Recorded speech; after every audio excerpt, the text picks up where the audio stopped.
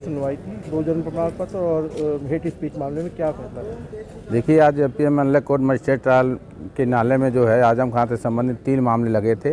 एक 4/19 थानागंज की थी जो डबल जन्म प्रमाण पत्र से संबंधित था। इसमें PW14 नरेंद्र त्यागी से जीरा होनी थी। नरेंद्र त्यागी गवाह उपस्थित आए थे, लेकिन अधिवक्ता के द्वारा इस आधार पर स्थगन प्रार्थना पत्र प्रस्तुत किया गया कि आज वो नहीं आ पाएंगे और जो 1 हफ्ते का समय दिया जाए, जिसको अभियोजन हम लोगों के द्वारा विरोध किया गया। माननीय न्यायालय द्वारा जो है उनकी प्रार्थना पत्र निरस्त करते हुए जो है कल की दिनांक नियत की गई और PW15 जो किशन अवतार अगले विवेचक हैं उनकी जिरह के लिए तिथि नियत कर दी गई है। दूसरी फाइल जो हमारी लगी थी जो भड़काऊ भाषण से संबंधित थी, क्राइम नंबर 130/19 थाना शहजाद नगर की थी। उसमें आज पत्रावली 313 में नियत थी। मोहम्मद आजम खान साहब का बयान अंकित 313 का बयान अंकित होना था, लेकिन उनके अधिवक्ता के द्वारा जो है 311 का एक प्रार्थना पत्र CRPC में दिया गया कि हम PW5 चंद्रपाल की जो जिरह हुई थी उसके बाद हम PW3 विवेचक अमर सिंह की भी हम गवाही करना चाहते हैं। कुछ प्रश्न पूछने शेष रह गए हैं, इसको माननीय न्यायालय द्वारा CRPC प्रावधानों के उल्लिखित संदर्भित रखते हुए जो है 311 का प्रार्थना पत्र उनका स्वीकार किया और कल का तिथि नियत करते हुए PW3 इंस्पेक्टर जो विवेचक थे अमर सिंह उनको तलब किया गया है। 130 कल लगी है। दूसरी फाइल हमारी 215 लगी थी 19, उसमें जो है गवाह अनिल चौहान आए थे। उसमें अधिवक्ता द्वारा स्थगन पत्र दिया गया कि जो अधिवक्ता हैं विनोद कुमार शर्मा जी, उनकी तबीयत खराब है, तो उसको स्थगित करते हुए उसमें 11 तारीख नियत की गई है, 11 जनवरी। ये 3 मामले हमारे यहाँ पे थे आज। 4/19 जो हमारी पत्रावली थी, ये बहुत महत्वपूर्ण पत्रावली है, डबल प्रमाण पत्र से संबंधित है।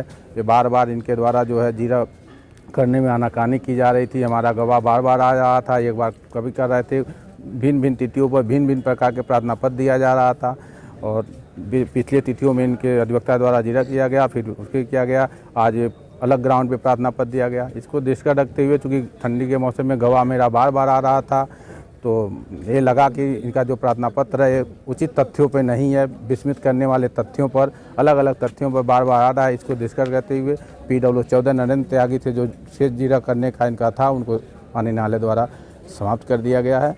कल की तिथि नियत है। मामलों में सुनवाई थी तो 2 जन्म प्रमाण पत्र और जो मामले थी उसको लेकर क्या उसमें फैसला रहा कोर्ट का? देखिए, आज ACM प्रथम रामपुर के न्यायालय में 2 मामले आजम खान से संबंधित लगे हुए थे।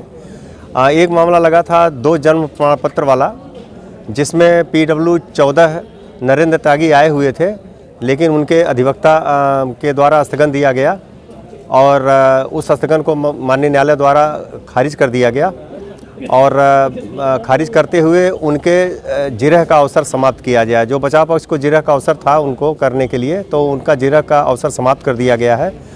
उसके अगले गवाह किशन अवतार PW15 की जिरह के लिए कल न्यायालय ने तारीख लगाई है और कल उनकी जिरह होनी है और उनके अधिवक्ता को भी सूचित कर दिया गया है कि न्यायालय द्वारा कि वो कल उस गवाह के आने पर उनसे जिरह करें।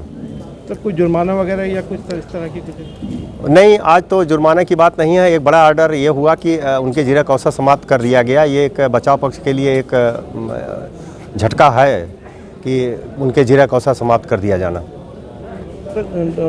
हेट स्पीच मामले में जो दूसरा मामला एक भड़काऊ भाषण का था और आचार संहिता के उल्लंघन का था।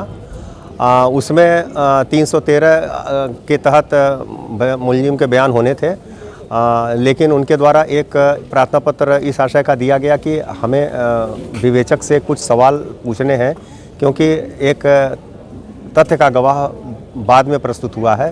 तो न्यायालय ने इनको दंड प्रक्रिया संहिता के प्रोसीजर के अनुसार माना और उसको अलाउ किया है।